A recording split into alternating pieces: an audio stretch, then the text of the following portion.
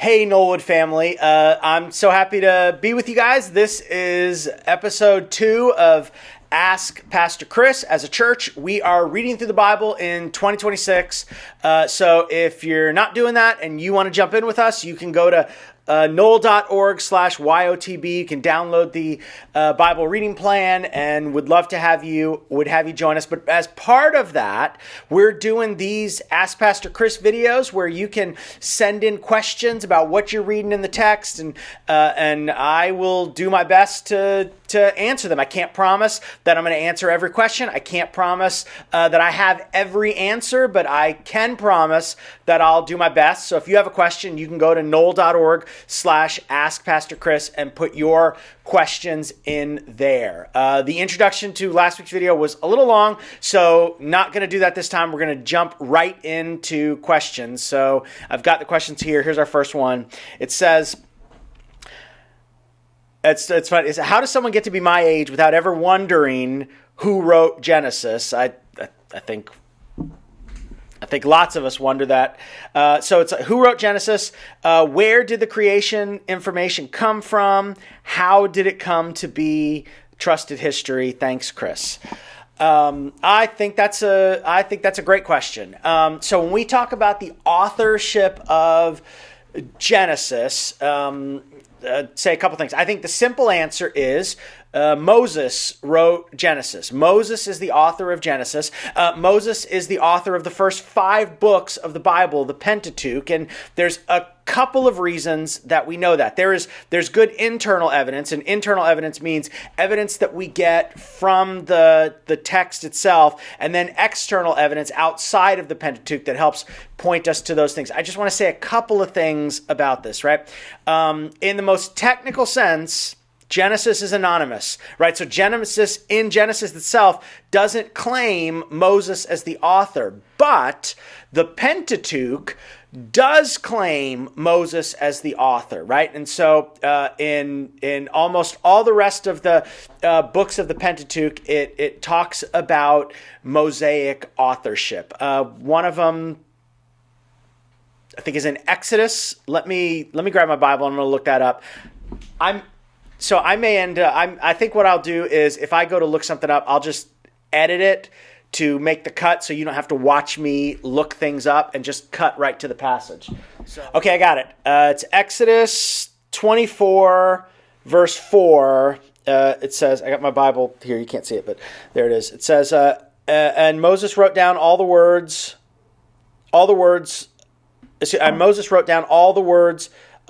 So this is talking about the covenant when God gives Israel the covenant. And lots of these places in the scriptures talk about Mosaic authorship. A couple things with Moses that it's important to remember.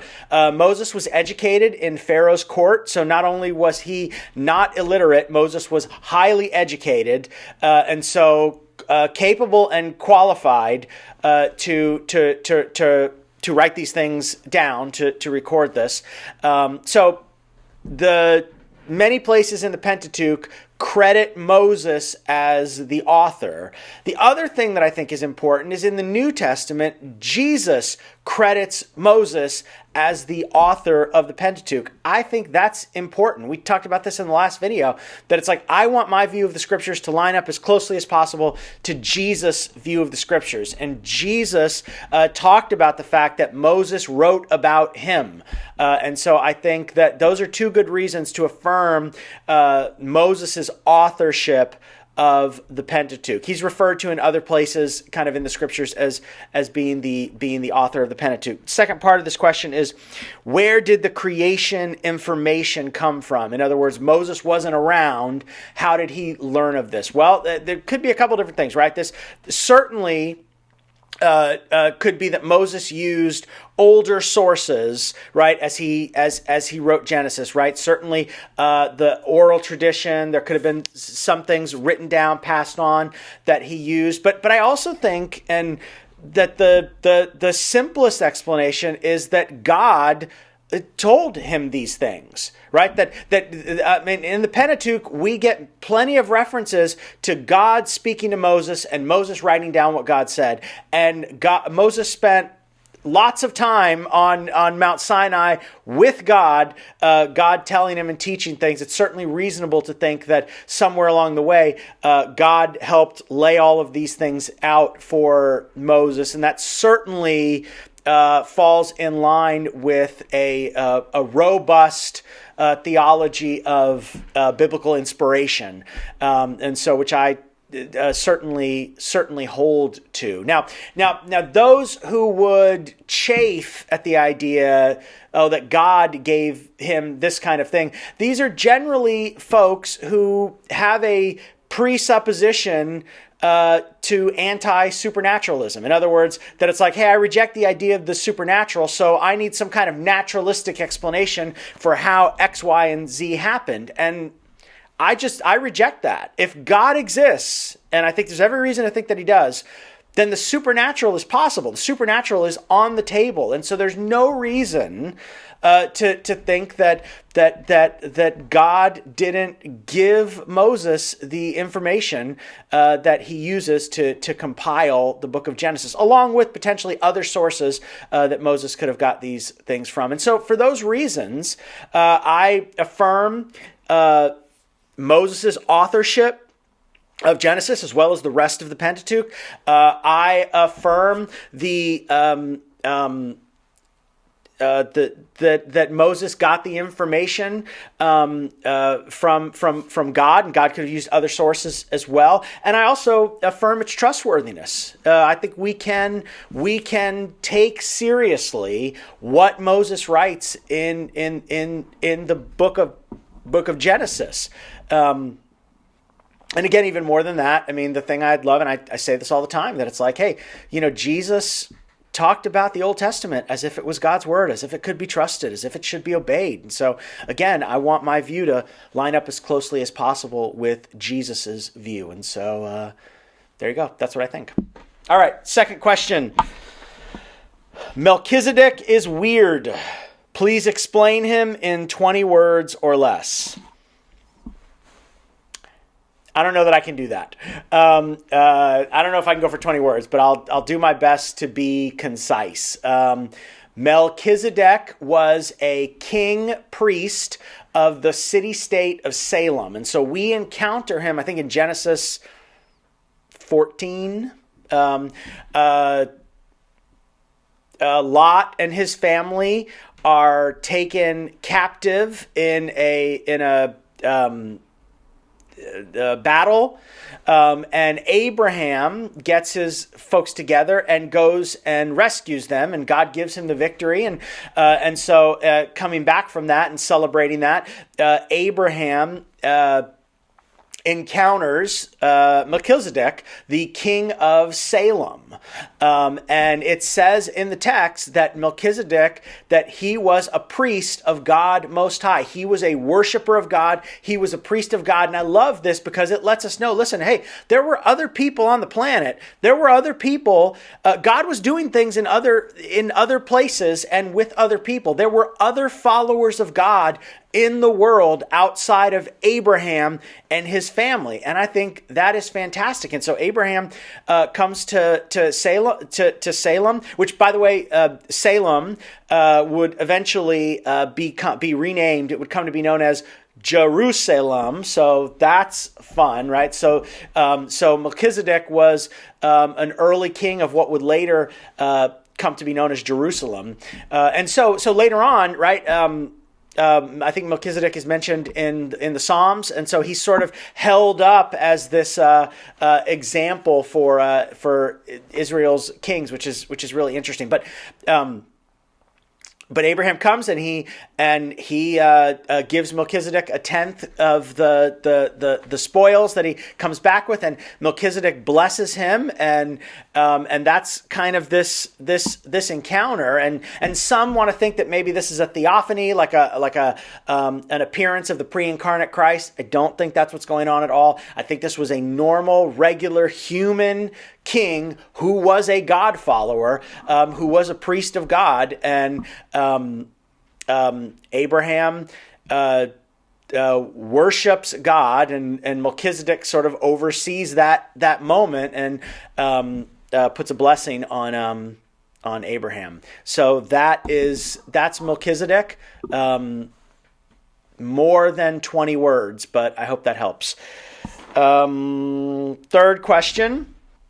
Is there a deeper meaning about the motif where Abraham and Isaac repeatedly lie about their wives being their sister? Since it happens several times, it seems important. I think it is important.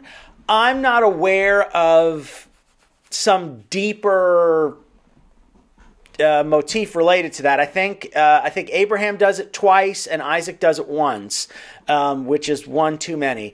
But I think what we see here is in Abraham.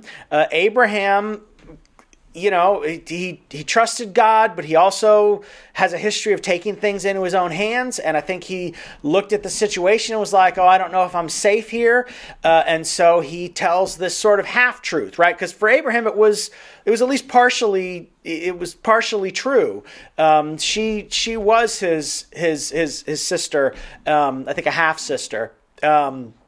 For Isaac and Rebekah, I think Rebekah was his cousin, right, at best. So this was not true. I think Isaac picked up this bad habit from his father, right? I think he learned or saw, his dad do this, and he picked it up. So I think there's the two themes that I think about when I think about that whole incident is one, the idea of trusting God versus not trusting God, taking matters into your own hands. Hey, God, have you really promised to bless me and protect me and take care of me, and that kind of thing. I guess I believe you, but I'm just going to help you along a little bit. It's like, don't do that.